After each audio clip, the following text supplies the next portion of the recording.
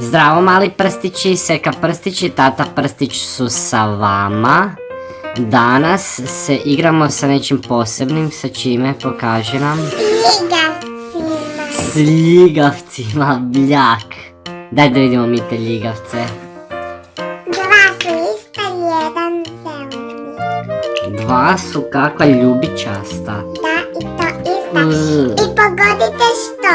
Unutra ima šljokica, ima bisera i Da vidimo. školjkica. Vidi, tu su biseri, I tu je na školjkice. I gledaj kako se sjaju. A, kak je ljigao.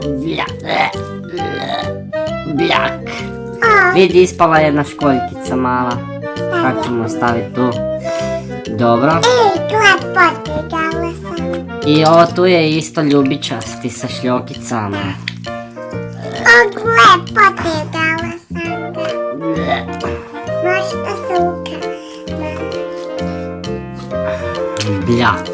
Kaj se radi s tim ljigavcima? Pa, skuhat ćemo s njima. Skuhat ćemo ručak s ljigavcima. Da, očekaj. Još. Ajde.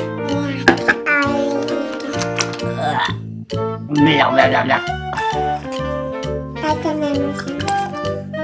Kak ćemo ga izvadit? Tata.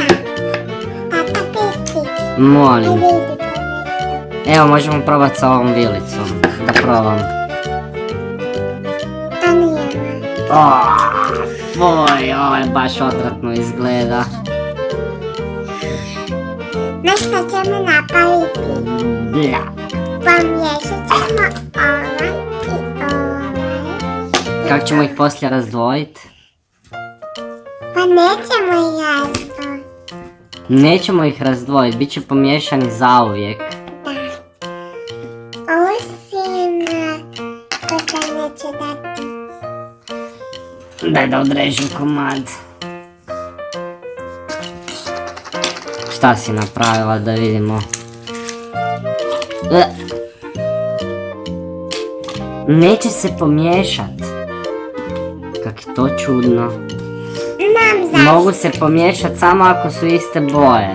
Ne, zato što ovaj više voden, a ovi... Su gumenasti. Ovo je stvarno bljakast. Stavi ga ovdje, s tim se nećemo igrati. Okej, ako je tebi bljake, nećemo se igrati s tim.